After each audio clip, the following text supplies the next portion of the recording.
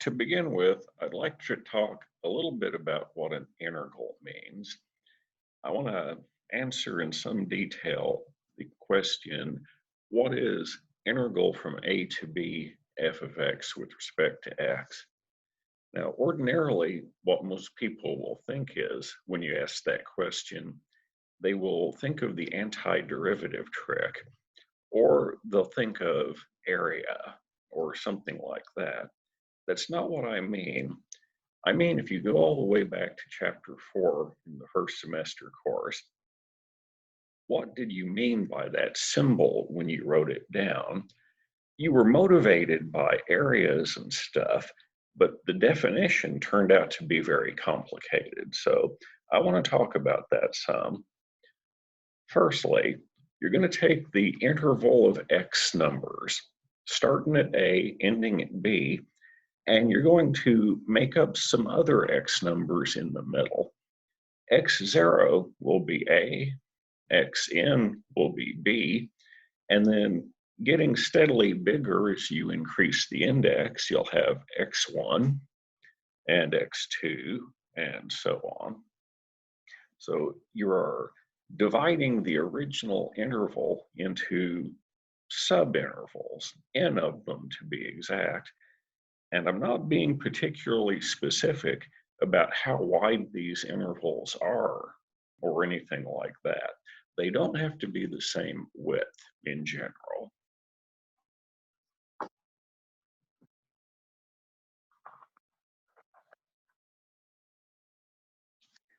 So the first of these subintervals, the one that starts at x equal a, which is x0, the first subinterval starts at x0 and ends at x1. The second subinterval starts at x1 and ends at x2, and so on and so forth. If you were to pick an index I, where I could be anything from 1 up to n, which is the number of subintervals that we're talking about, then subinterval number I ends at x number I and begins at the previous x. We're going to call the width of that subinterval delta x number I, indicated by a subscript here. Delta x number I is the right end of the subinterval minus the left end. The biggest of all of those widths, I'm going to make up a symbol for. I'll call it norm or magnitude of capital delta, referring to the various delta x's. That's the largest of the delta x's. If magnitude of delta tends to 0, that means all of the individual delta x's have to tend to 0. We introduce this just as a convenient shorthand for what we're going to do next. Within each one of those subintervals, pick a number C number I, say for subinterval number I. This is going to be one of the x numbers within that subinterval. What I'm going to do is evaluate the function f at that representative point. I'm going to multiply by the width of the interval, and I'm going to add up all of those things, which is called a Riemann sum. If the function value is positive, then this is approximately the area under the curve that goes with subinterval number I. Then I'm going to add up all these things, and to get the integral, which in the case of a positive nice function is the area, I'm going to take the limit as all of the delta xi's tend to 0, which is caused by the largest of them tending to 0. Now, I have to be specific about something here. I am not saying that you have to pick these x numbers some particular way. Also, I'm not saying that you have to pick the CI's within each subinterval in any particular way. We're going to say that the function is integrable on the interval from A to B if the details of all of that doesn't matter. All I care about is looking at sequences of these ways of chopping things up so that the individual subintervals have lengths that are approaching zero, and the details don't matter to me. If all of that is true, then we define the definite integral from a to b of function f of x with respect to x. It's going to be this limit that we were thinking about a minute ago. If the function is positive, this represents the area under the graph from a to b.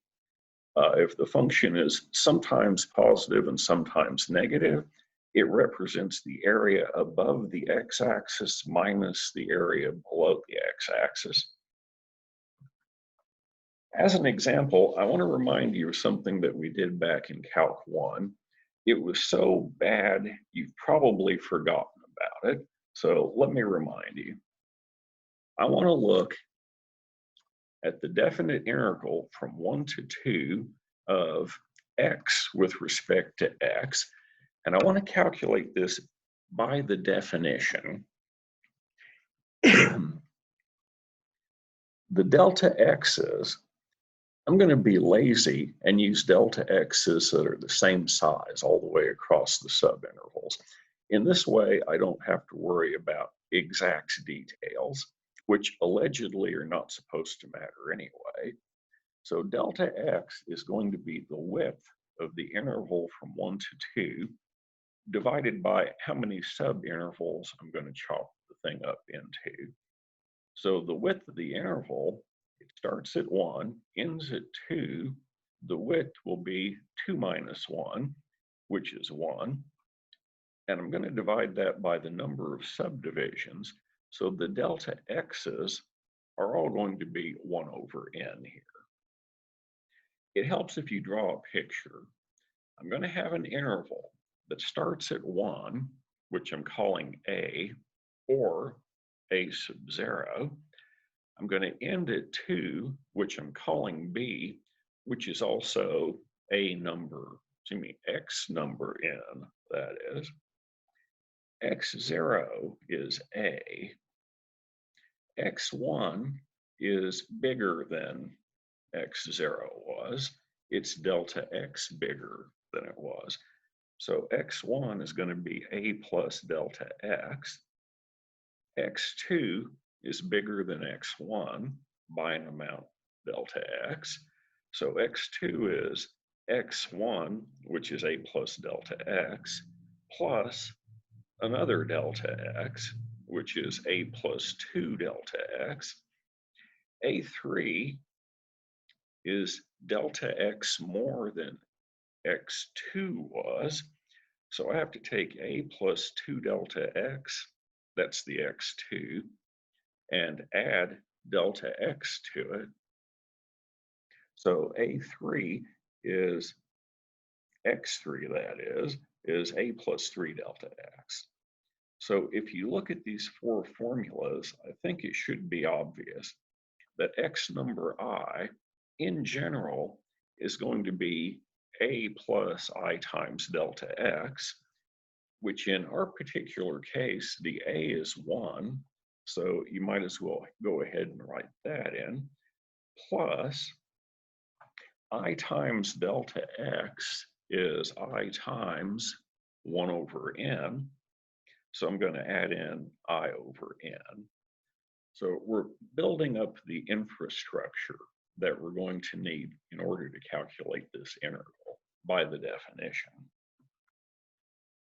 Now, within each subinterval, I have to pick a representative x number, which I'm going to call C number I. I'm totally free to pick this to be any x number within subinterval number I. To be lazy, I'm going to pick the right-hand end.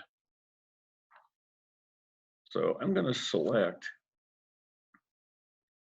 Ci to be xi.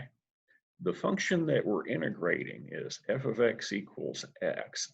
The way I get the f value for a given input is that I just write the input down, whatever it was. If we were integrating x squared instead, I would write the square of the input number into the function.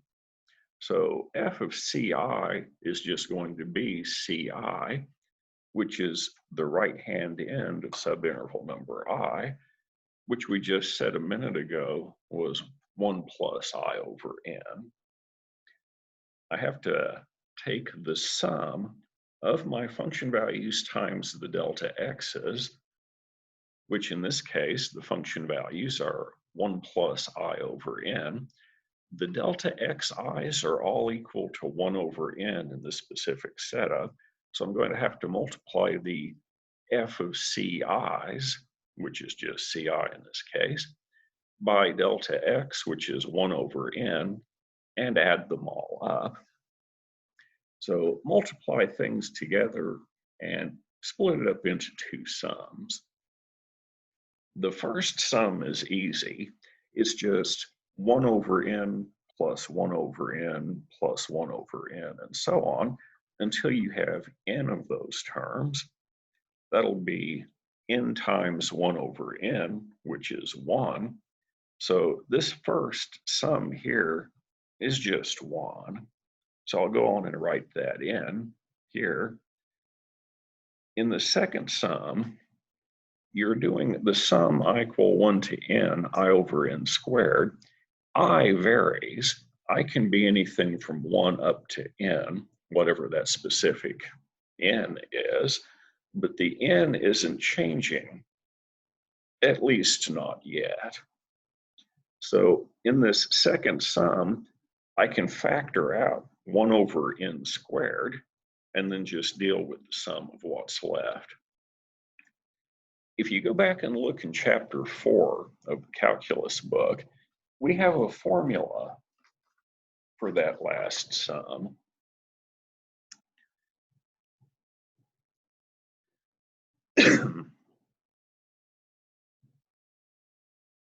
In chapter 4, we found out that the sum I equal 1 to n of I, which is 1 plus 2 plus 3, and then just continue until you add n to the sum.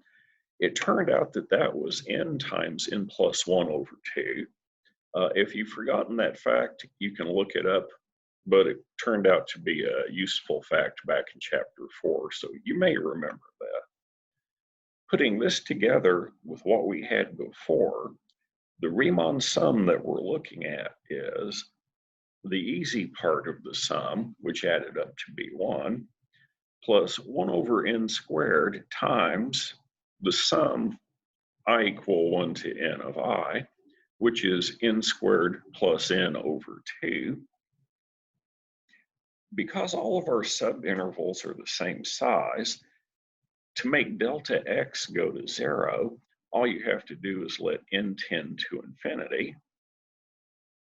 Therefore, the definite integral from 1 to 2 x with respect to x is the limit n tends to infinity of 1 plus 1/2 n squared plus n over n squared. The first term doesn't have any n in it, so the limit of that as n tends to infinity is just 1. The second chunk, the factor of 1/2 is a constant. Convergence or divergence of the limit doesn't depend on the 1/2. It only depends on n squared plus n over n squared. That's a fraction of two quadratic polynomials with the same lead coefficient. The limit of this fraction, n squared plus n over n squared, is 1. So the limit of the two chunks exists independently. The first one was 1. The second one is 1/2 times 1, which is a half. The limit exists and is equal to 3/2. This is the value of the integral from 1 to 2 of x with respect to x. Now, we do have to make a comment here. This is awful. This is just atrociously complicated, and yet it's pretty much the simplest definite integral that you could write down. You can imagine that doing anything complicated by this process is just going to be unworkable, and you would be right. Why didn't we just do this? Why didn't we say definite integral from 1 to 2x with respect to x? All I have to do is write down an antiderivative of a function f of x equals x. That is to say, I'm looking for a function whose derivative is x, and obviously 1/2 x squared would get the job done. Evaluate that antiderivative at x equal 2, at x equal 1. 2 squared is 4 and 1 squared is 1, and subtract and get my answer, which you'll remember, doing it the hard way, we got 3/2, and doing it this way, we get 3/2. Why did we not do that? In Chapter 7, we're going to look at a variety of different problems. These problems may involve areas and volumes obtained by rotating geometrical shapes, arc length, work, centers of mass, possibly other things. And the way that we're going to work this stuff out is we're going to think about the problem in terms of definition of integral. We'll turn the problem into an integral like this. That's the content part of Chapter 7. Once we've got it written as something that we could have done back in Calc 1, then we'll haul out the antiderivative trick and do it the way we would have done it in Calc 1. So it's not so much that we're going to calculate the integrals by the definition. We're going to set up integrals using the definition and then evaluate them the usual way.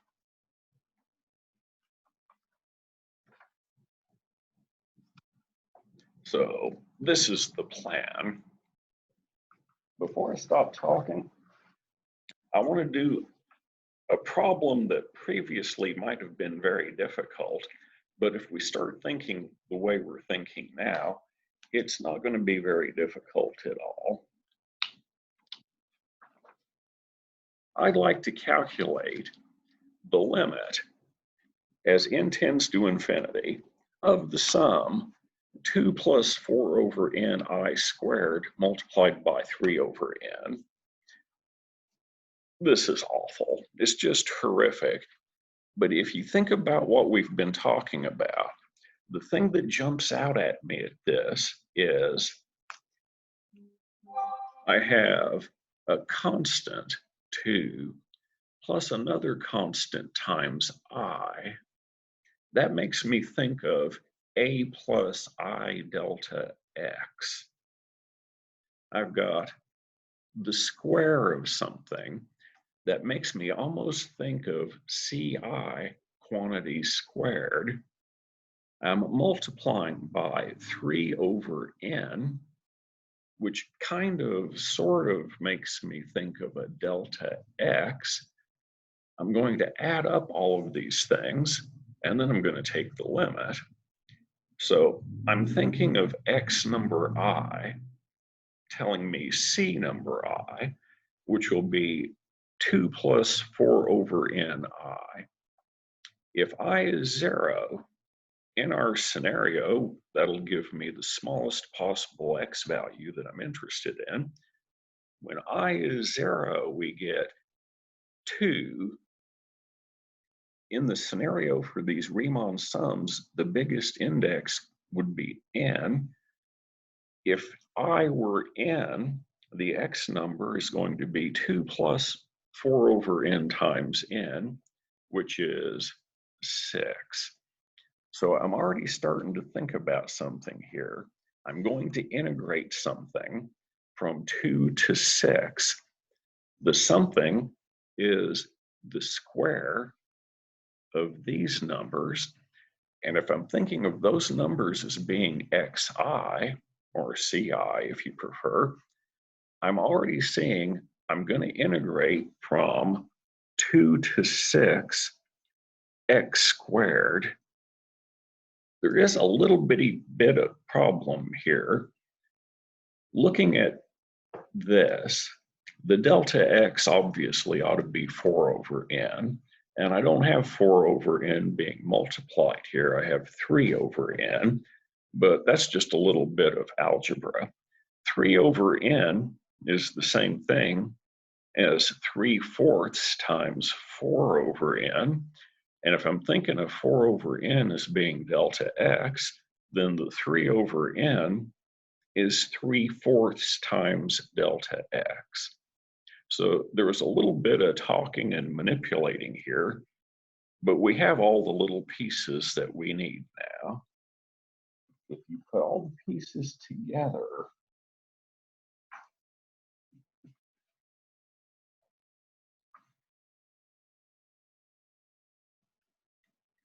this will say this limit that we're interested in is the definite integral from 2 to 6 of x squared multiplied by 3/4 dx. You can take the constant factor of 3/4 out, and now you're all set. You can calculate that limit by using an integral. This is 3/4 times antiderivative of x squared, which is 1/3 x cubed, evaluated between x equal 2 and x equals 6. That's our usual antiderivative trick, you see. The 3's cancel out. I'll have a factor of 1/4 left outside. Evaluate the x cubed function at 6 and 2, and when the dust finally settles, you get 52 for an answer. By using the definition of the integral, turning the limit question into an integral question, we can figure out that the limit as n tends to infinity of the sum I equal 1 to n of the square of 2 plus 4 over ni times 3 over n is 52. This is going to be our basic strategy in dealing with all sorts of problems in Chapter 7. So I hope that this is clear enough for everybody to understand. If it isn't, go back over it. If you're still having trouble following, ask questions. This basic setup, you've got a range of x values, or whatever your variable is. You chop it up into a bunch of smaller pieces. Do something with the smaller pieces, add them up, take the limit to turn it into an integral, and then use methods we already know on the integral. That is going to be our one big trick in Chapter 7. Coming up next, we're going to revisit a problem that we already know how to solve in a certain sense, but we're going to generalize it a little bit. Until then, I hope everyone has a good day, and I'll talk to you in the next recording.